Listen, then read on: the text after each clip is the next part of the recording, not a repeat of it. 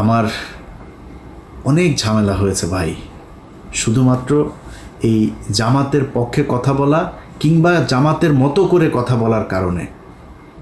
এই দায় আপনাদেরকে নিতে হবে। আবরার ফাহাদ মারা গিয়েছে, এই দায় আপনাকে নিতে হবে।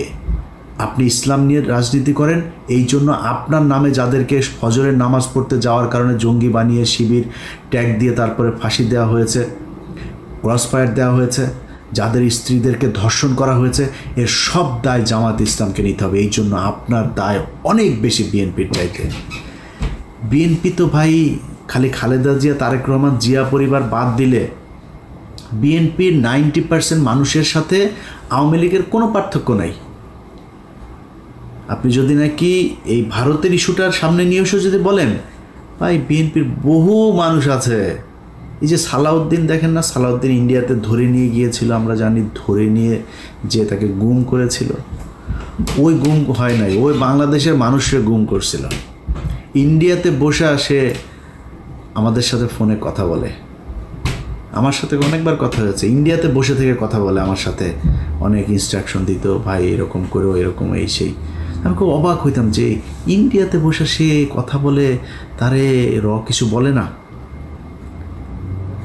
তখন কিন্তু আমরা এটা নিয়ে আলোচনা করতাম যে সমস্যা, এরা আসলে ইন্ডিয়া নিয়ে গিয়েছে ভাব ধরানোর জন্য, সে আসলে রয়েরই লোক, ওইখানে নিয়ে তাকে ট্রেন আপ করা হচ্ছে বিএনপিকে, যাতে সে দেশে গিয়ে তারপরে সার্ভিসটা দিতে পারে। সেই সার্ভিস এখন এসালাম টেসালাম এদের সবাইকে বাঁচায় সালাউদ্দিন সাহেব দিচ্ছেন। তো বিএনপিরে যদি আপনি তারেক রহমান, খালেদা অর্থাৎ জিয়া পরিবারের বাদ দেন, আমি জানি না ভাই কয়জন খুঁজে পাবেন সেখানে ইন্ডিয়ান লোক। মির্জা ফখরুল এই দলের দ্বিতীয় পার্সন, তার মতো লোক ভারতীয় এজেন্ট। এরপরের আর কে কোথায় আছে আমরা জানি না, এটা নিয়ে আজকে কথা বলছি না, যেহেতু আজকে ওইটা বাদ। তো মানুষের প্রত্যাশা জামাত ইসলামের উপরে অনেক বেশি, বিশেষ করে ভারতের ক্ষেত্রে, কারণ ভারতের সাথে আপনারা 71-এ হেরেছেন। এই গত কয়েক বছরে আপনাদের কয়েকজনকে হত্যা করা হয়েছে। 15 বছর আপনাদের যেসব শিবিরের ছেলেপেলে আছে, জামাতের লোকজন আছে, তাদেরকে প্রচণ্ড কষ্ট নির্যাতন সহ্য করতে হয়েছে। এই কষ্ট আপনাদের উপরের এই তাহের ঠাকুরের মতো, এই তাহের মিয়ার মতো এরকম 2-4 জন রয়ের এজেন্টকে নিয়ে আপনি এই পুরো দেশের সব মানুষকে বিপদে ফেলতে পারেন না। জামাতে ইসলামকে নিয়ে অনেক কিছু বলার মতো সুযোগ ছিল, কিচ্ছু বলি নাই। আপনি জানেন এটিএম আজহার এখনো পর্যন্ত জেলখানায় আছে। বাংলাদেশের মানুষকে বিষয়টা বলি, কেন আছে জেলে জানেন? জেলে আছে জামাত ইসলামের কয়েকজন নেতার কারণে। তারা ইচ্ছা করে তাকে জেলখানায় রেখেছে, তারা চায় না সে ছাড়া পাক। 5 তারিখের পর থেকে এখনো পর্যন্ত জামাত ইসলামের অনেক নেতার বাড়িতে আওয়ামী লীগের লোকজনকে লুকিয়ে রাখা হয়েছে। শিবিরের ছেলে পেলে যায় কিছু কিছু জায়গা থেকে তুলে জোর করে তারপর জামাতের সাথে যুদ্ধ করে তাদেরকে বের করেছে। জামাত ইসলামের সাথে শিবিরের একদম খুব স্পষ্ট কিছু দ্বন্দ্ব, তারা সেই বিষয়গুলো বাইরে আসতে দেয় নাই, কিন্তু সেই দ্বন্দ্বগুলো এখন প্রকাশ পাচ্ছে।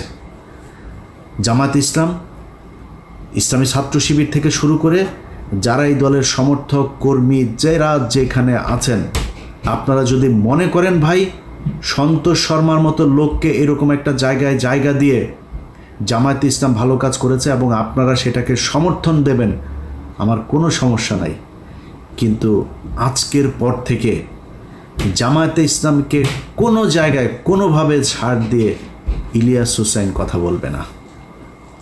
আপনাদের সম্মান থাকলো কি না থাকলো যায়ও না আসেও না, কারণ এই জামাত ইসলাম আর আওয়ামী লীগের মধ্যে কোনো পার্থক্য নাই।